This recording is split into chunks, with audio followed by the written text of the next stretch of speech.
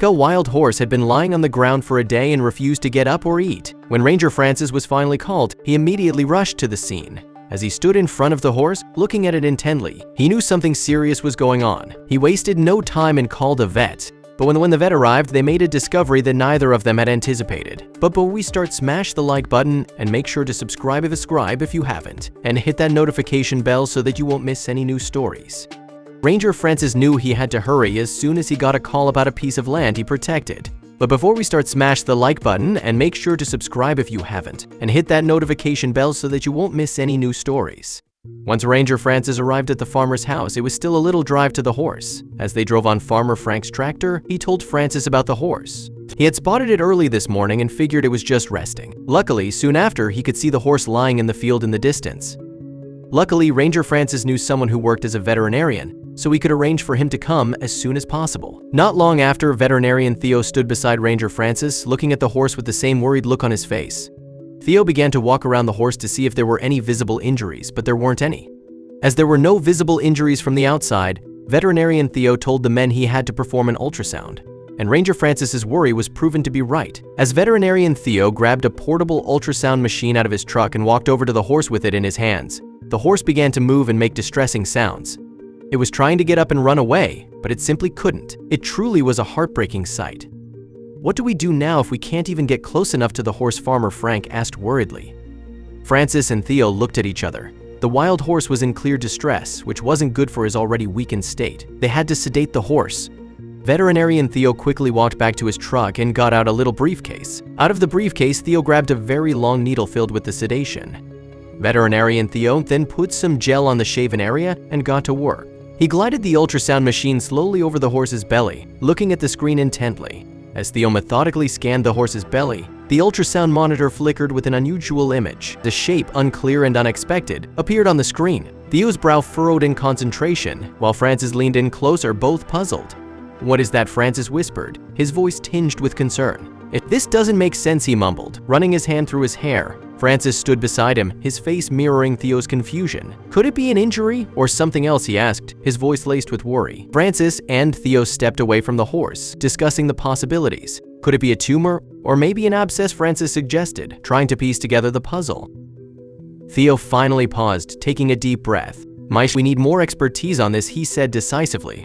He reached for his phone, ready to call a colleague who specialized in large animal surgery. As Theo dialed the number, the weight of the decision set in. They were stepping into uncharted territory. Theo's fingers moved swiftly over his phone, dialing the number of a renowned large animal surgeon. As he explained the situation, his voice was steady but tinged with urgency. After the call, Theo and Francis found themselves in a tense wait. They watched the horse, its breathing steady but labored. The minutes ticked by slowly, each one heavy with worry and anticipation. Knowing the specialist would soon arrive, Theo and Francis began preparing the area.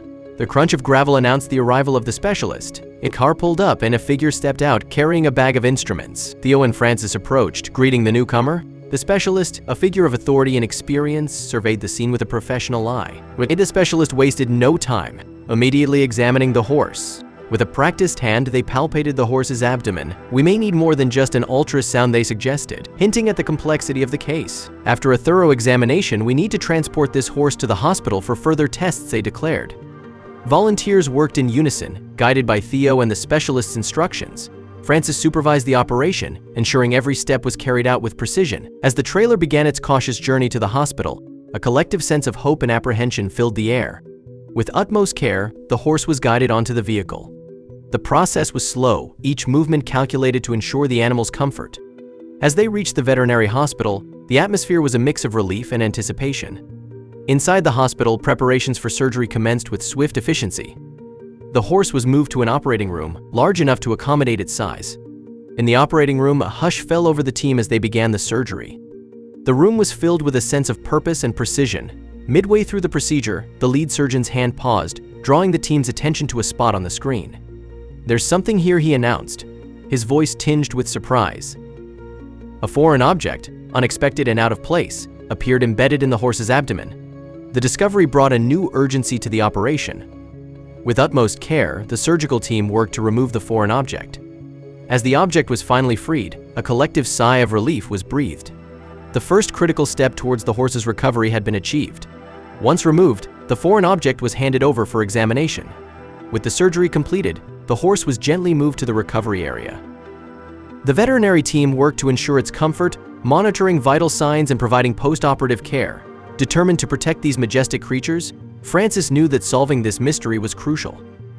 Francis began his investigation by collecting information about the horse's habitat and recent activities in the area. Poring over the data, Francis began formulating hypotheses about the foreign object's origin. Could it have been an accidental encounter, or was there a more sinister explanation? Realizing the need for more expertise, Francis reached out to local wildlife experts and enthusiasts. Taking a decisive step, Francis dialed the local police department, his voice steady as he reported the strange discovery. He detailed the events leading up to the horse's surgery, emphasizing the unusual nature of the foreign object found. His call was met with immediate attention, the seriousness of the situation clear. The police recognized the need for their involvement, marking the beginning of a new chapter in this unfolding mystery. Shortly after Francis's call, a squad car rolled up to the scene. 2 officers stepped out, their expressions a mix of curiosity and professionalism. Francis greeted them, quickly bringing them up to speed. The officers listened intently, taking notes as Francis recounted the events. The police began a thorough sweep of the area, collecting any potential evidence. They interviewed locals who frequented the area, gathering accounts of recent activities and sightings. As the investigation progressed, the police started to form a preliminary theory regarding the object's presence. Their discussions with Francis and the locals, combined with the evidence collected, led to speculative conclusions. Francis pointed out the horse's tracks and the path it likely took. The officers took detailed notes and photos documenting everything. Locals shared observations about recent changes and unusual occurrences in the surroundings. These community members, familiar with the rhythms of the land, offered valuable perspectives that had previously gone unnoticed. A breakthrough came when one local mentioned seeing unusual activity in the area a few days before the horse was found.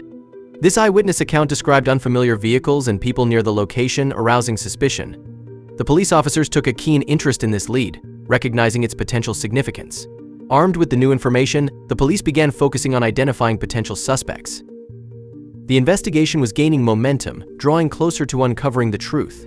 A local farmer approached the police, hesitant yet determined. He recounted seeing strange activities on the night and questioned vehicles in unusual places, people acting covertly. His account was the breakthrough the police needed, providing tangible leads to pursue. His detailed description of the vehicles and people involved was a turning point in the investigation. With the witness's information, the police uncovered a smuggling operation in the area. The foreign object found inside the horse was linked to this illegal activity. Upon further investigation, it became clear that the horse had accidentally ingested the foreign object. The police theorized that the object was dropped or hidden in the area, and the horse, grazing nearby, had unknowingly consumed it.